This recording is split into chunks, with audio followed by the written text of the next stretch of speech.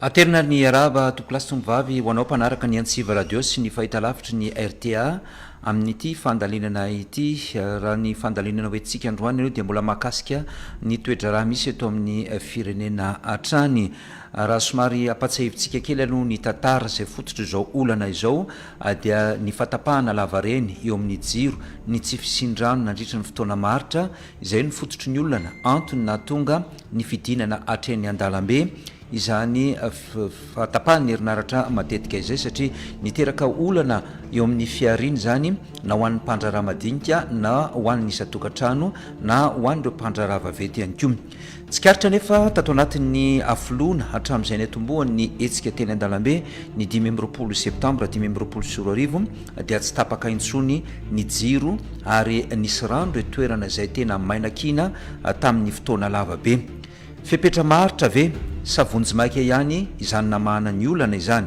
iza no afaka manamarina androany fa mivany olana na mbola itoy izany olana zany aoriana kely ireo tetikasa efa notany saina sy natao soni fifanarahana firisan-jaton'ireo ara no efa vita ny tetikasa mahakasika an'ilay milina lehibe manana tanjaka miteraka angovonaratra 500 megawatt voalaza fa tonga automasina ireo takelaka masoandro izay manana tanjaka hatrany amin'ny 50 megawatt ny ivolobe saofika amorona kona tanaringa sy ny sisa rehetrarehetra reny ve mandeha sa tsy mandeha antony mahatonga an'izao fivahan'ny olana izao nyrehetra matsy ny jioa araka ny fanambarantsika tao anatin'izay herinandro maherina afoloana izay tsy misy anefa ny serasera mampafantatra ny antony ny hoe nampirehitra nyreny jiro reny nampisy ny rano midika ve zany fa efa mandoe daholo ny tetikasa izay efa nitany satsika teria loteria satria raha tapaka ny jiro tsy misy serasera inona ny antony fa lisitra lavabe any anatin'ny tambatsotra serasera no mavoaka ny jirama mba ampafantatra ny olona ny fisiny zany fatapahana izany rehefa mandeha indray ny jiro dia tsy misy fanazavana tsy misy serasera hoe vita daholo ve mandeha ve ny tetikasa efa tonga eto an-tananarivo ve ilay 500 megawatt tafapetraka avokoa ve reo takelaka masoandro 50 megawatt vita ve amorona kona vita ve saofika vita ve ivolobe mety misy ara ve ao anatin'izay mba hahafahana manao fanadiadiana ny fanaovana audit ataona manampahaizana hanadiady mety ho antsona manokana hanamarina na andiso andreo rehetrarehetra resantsika ireo satria efa voamboatra tokoa ve efa mandeha tokoa ve antony mahatonga ny herinaratra mandeha amin'izao fotoana izao satria reo no antony hoe voalaza fa tsy nampandeha ny herinaratra niteraka ny delestage tany aloha fa androany miverina ny herinaratra vita avokoa ve reo rehetrarehetra reo satria tsy tapaka intsony ny jiro nandritra izay afoloana izay reo manampaizan'ireo dia ireo zany ny tokony anana fakatoavana eo amisehitra resa-pirenena ary ireo ihany koa no afaka hanome valy mazava tsara amin'izay rehetra tokony atao amin'ny fisin'ireo zavatra mitrangy eto amin'ny firenen'ireo hoe voamariny fa misy ireo fitaovan'ireo na tsy misy ireo fitaovan'ireo afaka mandeha ireo fitaovan'ireo sy ny tetikasa ireo na tsy afaka mandeha ireo manampahaizan'ireo dia everina fa azo antoka eken'ny resa-pirenena satria na inona resantsika ny tetikasa dia vatsinyireo sehitra resa-pirenena vola zany ka tsy anaikinaiky moramora foana ireo zany hoe olona avy eto Madagasikara ihany no anao an'izany audit zany satria na tiana na tsy tiana dia mamatsy volan'izany ny sehitra resa-pirenena ireo zany manao tatitra milaza ny amin'ny hoe aza mananteny anareo malagasy fa tsy misy nininona mandeha ireo na mety koa izy ireo hanao hoe manantena amin'izay ianareo fefa manomboka ny asa na tsy hoela tsony fefa akaiky dia andeha avokoa ny tetikasa rehetra dia hisy ny fanaraha-masony mety ho fivoarana ary hamany olana tanteraka eto Madagasikara niainga tamin'ny jiro sy ny rano matsy ny fitakiana na iza na iza kosa aloha dia samy tsy faly ny amin'ny fatapatapahana rariny zany ilay fitakiana etsakilany nefa rehefa niainga ilay etsika dia nyrarana nyrarafana tamin'ny bomba lacrimogène ny fanentsika tamin'ny mpanao fihetsiketsehana ny mpitandro filaminana dia lasa nivadika indray zany ilay raharaha teny akianja satria lasa fahalalahana aneo hevitra sy ny fahalalahana iteny ny feo rety any akianja hoe aizany demokrasia aizany fahalalahana maneo hevitra.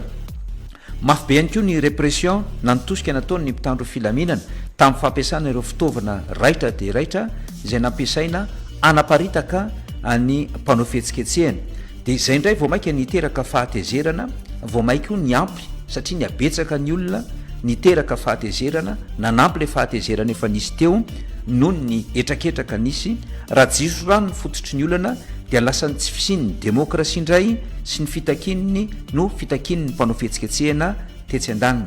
Ery apita mandeha ny fihetsiketsehana de mandeha ihany koa ny teny tsy voahevitra, vao mainka ihany koa manampy ny fahatezerana teny akianja de ny faran'izay tapaka ny tady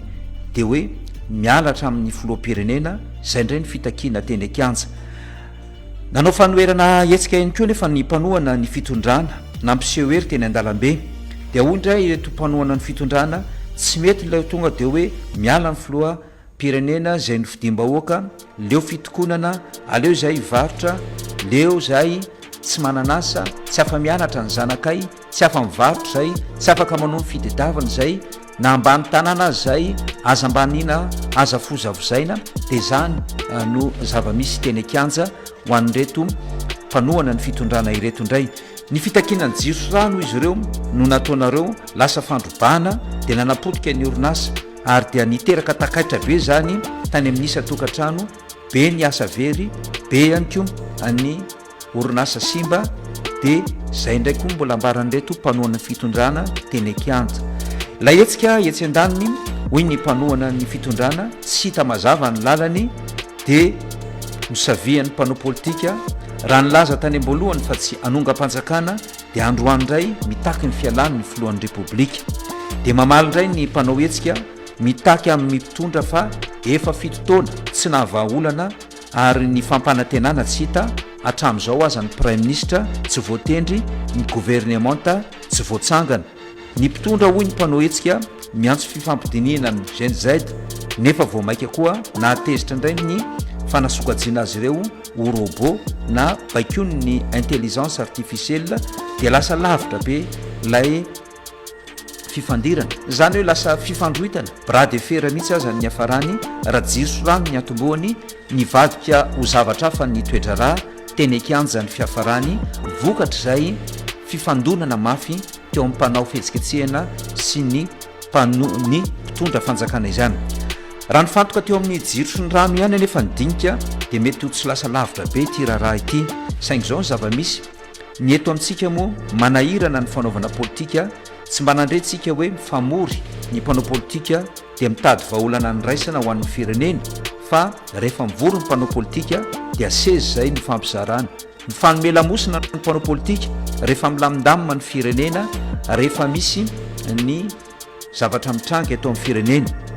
Ny mpanohitra tsy malalafa-tsy ny manakina, ny mpitondra tsy te hihaino mihitsy ny mpanohitra fa dia manao ny ataony, manohy ny ataony etsekilana. Nefa ny vahoaka manana ny olana mianjady amin'ny koa zay tsy hitaniza na iza, tsy misy mpandre ao anatin'izay ka amina vanim-potoana ipoahany tahaka an'izao de mipongatra daholo lay otrika izay tao anaty noho nyzay olana nitranga tany aloha izany. Efa mbanareva isika malagasy fa ny aiky ny mpitondra fa misy olana tsy voavaty eto amin'ny firenena ka ny antso ny mpanao politika. Jerentsika ohatra ny tany Frantsa dia ny antso an'ireo mpitondra fanjakana reo filoham-pirenena teo aloha, ny filoham-pirenena Emmanuel Macron tamina olana ary ankehitriny dia io indray ny prime ministre satria misy olana ihany koa raha politika nitranga tany Frantsa dia nampiantso ihany koa ny fifampidinina. Ny antsika teto Madagasikara moa efa nitranga zany teny amin'ny anteny mera-pirenena, nisy ny antso nataony ny maronisa mba hifanaraka amin'ireo vitsenisa mba ananganana an'izay prime ministre ho an'ny marimaritra iraisana, tsy tonga hatrany amin'ny farany nefa satria tsy mifanaraka ny tadin-dokanga teo amin'ny andaniny sy ny akilany izay efa samy manana ny lalana nalehany. Ny olana tamin'ny firenena maro nataiza ny efara tamina dinika foana raha tena firenena tokoa nojerena fa tsy tombotro na ampoko manokana araka izay rehetra izay. Mitaky valy ny aingana sy azo tokisana mantsy ny krizy ny rano sy ny herinaratra ny tetikasa zay natsangana teto amin'ny firenena ireo tompo famokarana herinaratra ilana dinika zany iza ny tokony anao an'izany efa nambarantsika tery am-boalohany fa ilana audite avy amina manam-pahaizana zany ary manam-pahaizana everina fa oekeny ny sehatra irasam-pirenena no tokony anatanteraka an'izany fanontaniana androany zao de hoe inona no hitranga raha efa miantso fampikatsona ny machine administrative ireo syndicat ery apita misy ireo mpandrara izay mifampidinika amin'ny filohan'ny repoblika ety an-daniny koa nefa misy ireo manohany anyetsika eny akianja misy ireo fiarahamonim-pirenena tonga eny an-dapa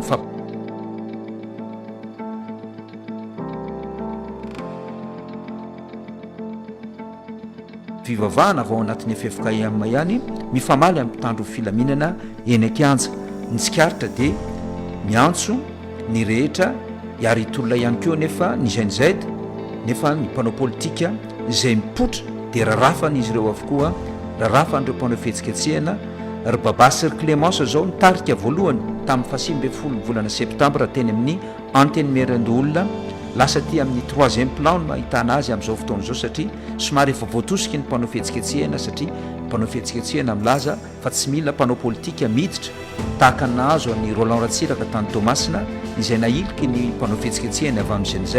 fa tsy mila mpanao politika ireo mpanao politika mitondra faneho-kevitra any anatin'ny aino vaky jery tonga hatrany amin'ny tambajotra serasera dia ho an'ny olona tahaka ny mihinan-kena manta ireny mpanao politika ireny ao anatin'izany faneho-kevitra maro samihafa izany satria ny tanora ao anatin'ny GNZ zany dia milaza fa tsy mila mialokaloka any amin'izy ireo ny mpanao politika nefa etsy an-daniny dia miantso ihany ny amin'ny hoe tokony irainy rehetra fa tolona iombonana izany tolona atao izany dia anaoana marina zany mety hotoy ny toedrara eto amin'ny firenena ifampiziriziro ve ny andaniny sy ny akilany satria jerentsika ohatra ny GNZ zay natsona ifampidinika dia efa nanambara mazava fa tsy hiditra amin'izany izy ireo satria vao mainka anatezitra azy koa ny amin'ny hoe fanasokajiana azy ireo ho anisan'ny robot dia raha tokany ifampiziriziry eny akianja sy ny any an-dapa dia anahoana ny fivoarany toedrara eto amin'ny firenena inona no hitranga aorininy zao androany zao etsy akilany efa misamaka mizara roa ihany ny hevitra eo amin'ny tontolo ny fampianarana misy ny ampahany namonjy sekoly tamin'ity maraina ity misy koa nefa ny fanambarana navoaka ny draine fa mbola miato ny fampianarana dia mifandrirotra tahaka an'izany ny zava-misy any anatin'ny fiarahamonina misy atsika tompolasy tomovavy atreo ny fandalinana ankasitrahana antsika rehetra naharitra hatramin'ny farany